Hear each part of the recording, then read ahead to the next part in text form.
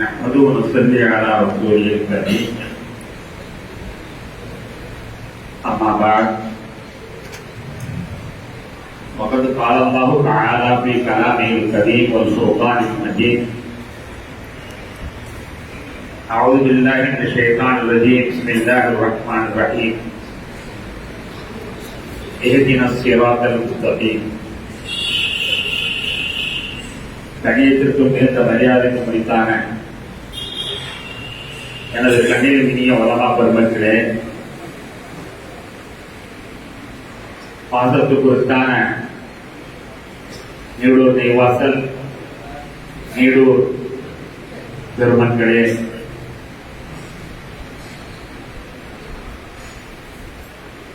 இஸ்மாஹி உலகாத்தில் இருக்கிற எங்களுடைய பிள்ளைகளே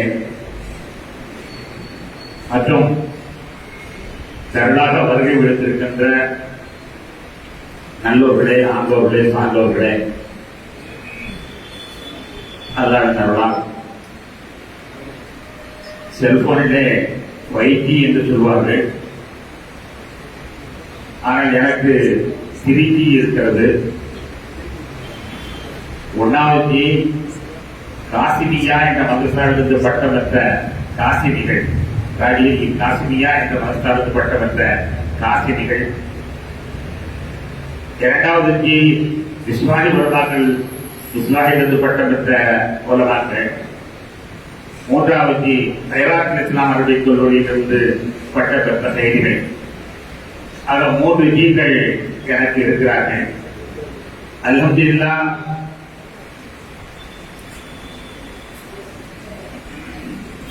இன்றைய தினம் வரை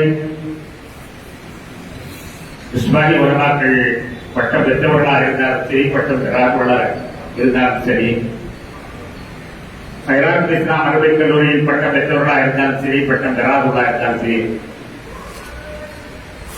என்னுடைய மாணவர்கள் அனைவருக்காக வேண்டியும் ஒவ்வொரு தொழுகையிலையும் அத்தகையாக்கும் போது நாம் துஆ செய்யாமல் இருந்ததில்லை. என்னுடைய மாணவர்கள் உலமாக்களிலே என்னுடைய ஆதரவாளர்கள் அனைவருக்காக வேண்டியும் அத்தகையாக்கும் போது துஆ செய்து வருகிறேன். நல்லா கபூல் செய்வாங்க. கணியத்திற்குரிய உலமாக்களே, 3 செய்திகளை உங்களுடைய கவனத்திற்கு நான் கொண்டு வருவேன். ஒன்று, நாம் அல்லாஹ்விடத்தில் நல்ல பேர் எடுக்க வேண்டும். 2வதாக சமுதாயத்தில் நல்ல பேர் எடுக்க வேண்டும். 3வதாக நம்முடைய குடும்பத்தில் நல்ல பேர் எடுக்க வேண்டும். இந்த 3ம் ஒவ்வொரு உலமாக்களுக்கும் அவசியமான ஒன்றாகும். சமுதாயத்தில் மிகச்சிறந்த பெயரை நாம் எடுக்க வேண்டும். ஏனென்றால் நம்முடைய வழிகாட்டி கண்மணி நாயகம் ஸல்லல்லாஹு அலைஹி வஸல்லம் அவர்கள் சமுதாயத்தின் மீது எவ்வளவு ஆர்வமாக இருந்தார்கள் என்பதை நாம் பார்க்கிறோம். ஒரு பெண் இறந்துவிட்டால் வழிவாசலை கூட்டிக் கொண்டிருப்பாள். இறந்துவிட்டால் ஒரு வேலைக்கார பெண் வழிவாசலை கூட்டக்கூடிய பெண். ஆனால் நபிகள் நாயகம் ஸல்லல்லாஹு அலைஹி வஸல்லம் அவர்கள் ஐந்து உம்மஹன் எங்கே என்று கேட்கிறார்கள். இறந்து விட்டார் என்று சொல்கிறார்கள். ஏன் எனக்கு தகவல் தெரியவில்லை என்று பெருமானார் கோபிக்கிறார். வரலாறு தெரியும். ஒரு கூட்டக்கூடிய பெண் என்று கூட பார்க்காமல் அவள் மீது நபிகள் நாயகம் ஸல்லல்லாஹு அலைஹி வஸல்லம் அவர்கள் மிகப்பெரிய அக்கறை வைத்திருக்கிறார். அக்கறை வைத்திருந்தால் தான் தனியாக அவருடைய ஜனாதா அவருடைய கபரில் இருந்து தொழுதிருக்கிறார்கள் என்பதை நாம் பார்க்கிறோம். இது மாதிரி நபிகள் நாயகம் ஸல்லல்லாஹு அலைஹி வஸல்லம் அவர்கள் எல்லாரையுமே அன்பு செலுத்தக்கூடியவர்களாக இருந்தார். எல்லாரையும் அது நம்மிடத்திலே வர வேண்டும். ஆளுமிடத்தில் வர வேண்டும். ஆளுமிடத்தில் எப்படி வர வேண்டும் என்றால், உதாரணமாக நம்மிடத்தில் ஒருவர் முசாபாத்திய வராண்டால், யாரெல்லாம் இவரை சுந்தை ஜமாத்திலே நிறைவேறியவையாக குழந்தை பிள்ளையாக வந்து முசாபா செஞ்சால் கூட யாரெல்லாம் இவரை சுன்னத் ஜமாத்தை சேர்ந்தவராக ஆக்குவாயாக என்று துஆ செய்ய வேண்டும். ஒவ்வொரு வாரமும் நம்முடைய ஊருக்காக நாம் பணி செய்யக்கூடிய ஊருக்காக வேண்டி துஆ செய்ய வேண்டும். ஒவ்வொரு நாளும் யார் யாரெல்லாம் சந்திக்கிறோமோ அவர்கள் துஆ செய்து கொண்டே இருக்கணும். நான் மனுஷன் என்னை பற்றி பேசுறது இல்லை. நான் மனுஷால எனக்கு கொஞ்சம் கால் சங்கடப்படும். அதனால பழி இறங்கும் பொழுது கூட்டோடு இருப்பாங்க பசங்க. ஏன்டா நான் புத்தகத்துல இறங்கினேன் எத்தனை பேர் வந்து நிக்கிறேன் அப்படின்னா இல்ல பாரக்கல்லா துவா கிடைக்கல அப்படின்னா பழி இறங்கும் பொழுது எனக்கு கொஞ்சம் உதவி செஞ்சா அவன் பாரக்கல்லா துவா.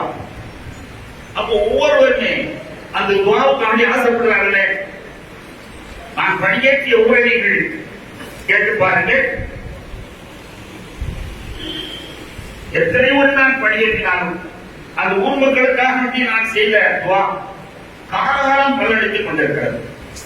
நான் என்ன சொல்லுவேன் என்றால் எல்லோரையுமே விரும்புங்கள், எல்லோருக்கும் துவா செய்யுங்க. ஒருத்தம் கூட போக மாட்டான். ஏன்னா நீங்க சின்ன பிள்ளை가 உங்களுக்கு துவா செஞ்சிருந்தா சின்ன பிள்ளை가 மாத்திரம்லாம் துவா செய்யுங்க. என்ன குறைஞ்சிருப்பது? யாரெல்லாம் இவனுக்கு வரட்டு, இவனை செல்வங்க ஆச்சு, இவனை பெரிய லட்சாதிபதி ஆச்சு, இவனை கோடீஸ்வரன் ஆச்சு சொல்லிக்கிட்டே எல்லோரையும் பார்க்கிறவங்களுக்கு அவர்கள் கூட்டக்கூடிய பெண்ணுக்கு அவ்வளவு உரிமை கொடுக்கிறாங்கன்னா அப்ப நம்ம எவ்வளவு உரிமை கொடுத்துவா செஞ்சிருந்தோமே. ஆனால் ஒருத்தம் உடையால இருக்க மாட்டான். துவா சேர்ந்தோமே ஆனால் ஒருவன் கூட கொள்ளை விட்டு திரும்பி போயிருக்க மாட்டான். ஜெயிக்கல. அதனால்தான் இப்படி நாம் சமுதாயம் தலைவிட்டு அறிகிறது. ஒவ்வொருவருக்கும் துவா செய்யுங்க. இந்த பொதுமக்களை நீங்கள் பேசுங்க. பொதுமக்கள் அனைவர்களையும் பேசுங்க. கூட்டம் பெண் உட்பட அனைவரும் பேசுங்க. இரண்டாவதாக நம்முடைய துணைவியர்கள் மீது அன்பு செலுத்துங்க. நம்முடைய குடும்பத்துல மகனமோ மகளோ பேரோ எதா இருந்தாலும் சரி நம்முடைய குடும்பத்தின் மீது நீங்கள் அன்பு செலுத்துங்கள். நபிகள் நாயகம் ஸல்லல்லாஹு அலைஹி வஸல்லம் அவருடைய வரலாற்றை நீங்கள் எண்ணி பார்க்க வேண்டும். கண்மணி நாயகம் ஸல்லல்லாஹு அலைஹி வஸல்லம் அவர்கள் வஃபாத்தாகக்கூடிய நேரத்தில் ஒரு அரசியல் மிகப்பெரிய ரகசியம், அரசியலுடைய மிகப்பெரிய ரகசியம் அதை அவர்கள் சமிக்கையின் மூலமாக காட்டுகிறார்கள். அந்த மிகப்பெரிய ரகசியம் என்ன தெரியுமா? தனக்கு பிறகு அபூபக்கர் ஜனாதிபதியாக ஆக வேண்டும். தனக்கு பிறகு அபூபக்கர் ஜனாதிபதியாக ஆக வேண்டும். இதற்கான நாட்டம் அவர்கள் தொழுவிக்க முடியவில்லை. ஆயிஷா ரலியல்லாஹு அவர்களை கூப்பிட்டு என்னால் தொழுவிக்க முடியலமா, உங்க அக்காவை தொழுவிக்க சொல்லு, உங்க அக்காவை தொழுவிக்க சொல்லு என்று ஸல்லல்லாஹு அலைஹி வஸல்லம் சொல்லுறாங்க. ஆயிஷா என்ன சொன்னாங்க? வேணாம். யாரும் சொன்னாங்க வேணாம், உமரை சொல்லுங்க. ரசூலுல்லாஹி ஸல்லல்லாஹு அலைஹி வஸல்லம் கஞ்சாடி காட்டினாலே சஹாபாக்கள் மறுத்து பேச மாட்டார்கள். அப்படி இருக்கையில் உத்தரவு போடுறாங்க, அபூபக்கர் தொழுவிக்க சொல்லுங்க.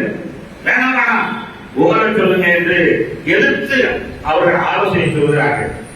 ஆலோசனை சொல்கிற உரிமையை நபிகள் நாயகம் ஸல்லல்லாஹு அலைஹி வஸல்லம் கொடுத்திருக்கிறார். அதோட அதற்கு ஹப்ஸா உமரில்லாவுடைய மகள், அவர்களும் மனைவி, அவங்களை கூப்பிட்டு நீ சொல்லு, எங்க அத்தாவை தொழுவிட்டு இருக்க, அவர்த்தவன் எங்க சொல்றீங்க உள்ள சிட்டு ஊட்டி வச்சிருக்கார்கள்.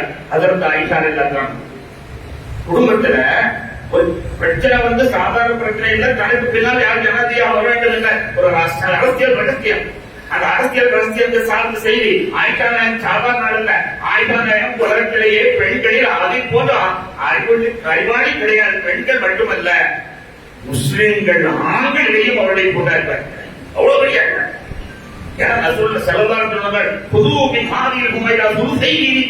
மார்க்கத்தில் 3 பங்கை நீங்கள் ஆயிஷாவிடம் பெற்றுக் கொள்ளுங்கள். மார்க்கத்தில் 2 பங்கை ஆயிஷாவிடம் பெற்றுக் கொள்ளுங்கள் என்று சொன்னார். ஆண்கள் தான் பெண்களிலே அதற்கு ஆயிஷா அவ்வளவு இல்ல. அவங்க நல்லா தெரியும், இது ஒரு அரசியல் ரகசியம் என்று தெரியும். இருந்தாலும் அவர்களிடத்திலே பெருமானாரிடத்தில் வாதாடுகிற உரிமையை பெருமானார் அளித்திருக்கிறார்கள். நான் அதிகமாக உதாரணங்களை சொல்ல முடியவில்லை.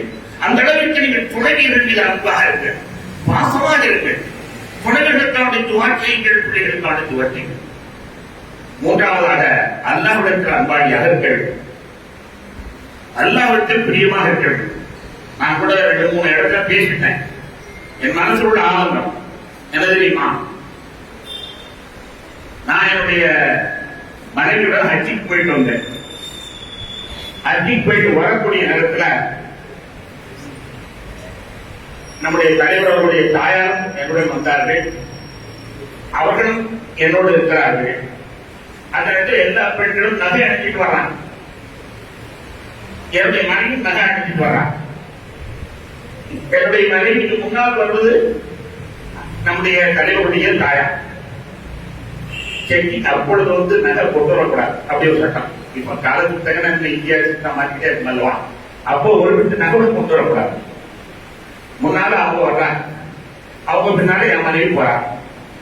அவன் வந்து வழமை பிரகாரம் நகை கொண்டு வந்தியான்னு கேட்கலாம்.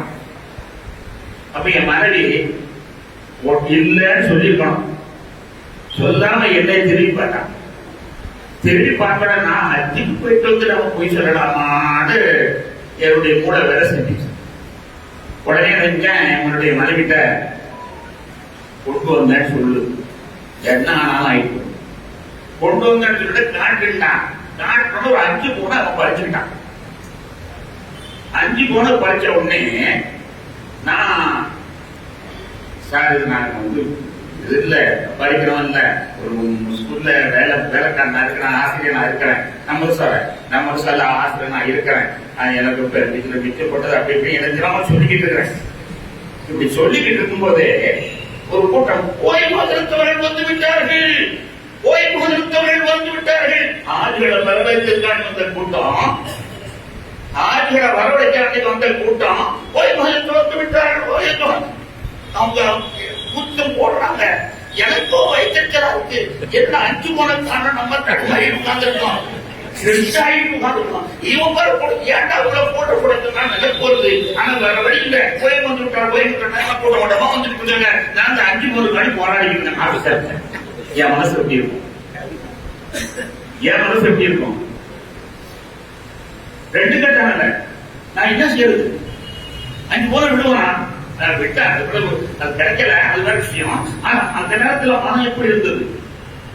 நான் அதான் நினைச்சு பாக்குறது. மறுபலத்துல நம்ம போய் நிக்கிறோம், நம்ம அம்மாட்ட எப்படி கொதிச்சு போட்டு நினைச்சுட்டு இருக்கும்போது ஓய்வெடுத்து வந்துட்டாங்க, அவ்வளவு பிடிச்சாங்க, நம்ம சொந்தம் போயிடலாம். ஓய்வெடுத்து வந்துட்டாங்க, அவ்வளவு பிடிச்சா வந்துடலாம். ஓய்வெடுத்து வந்துட்டாங்கன்னு சொல்லி எங்கூட ஹஜ்ஜுக்கு வந்தவங்க எல்லாம் கூட வர்றாங்க, எங்க ஊருக்காரங்க எல்லாம் கூட வர்றாங்க, மாணவர்கள் எல்லாம் கூட வர்றாங்க, எல்லாருமே வர்றாங்க. ஓய்வெடுத்து வந்தேன், ஓய்வெடுத்து வந்தேன், அவங்களோட நம்ம சிவல் பண்ணுவோம், அவங்களை சிவல் பண்ணுவோம் நினைக்கிறேன். ஆனா நானும் வியாபாரத்தை நினைச்ச மாதிரி இருக்கும்போது நான் என்ன செய்வேன்? நான் வியாபாரத்தை நினைச்ச பண்ணிட்டு இருக்கும்போது நான் இந்த சிவல் பண்ணுவேன்.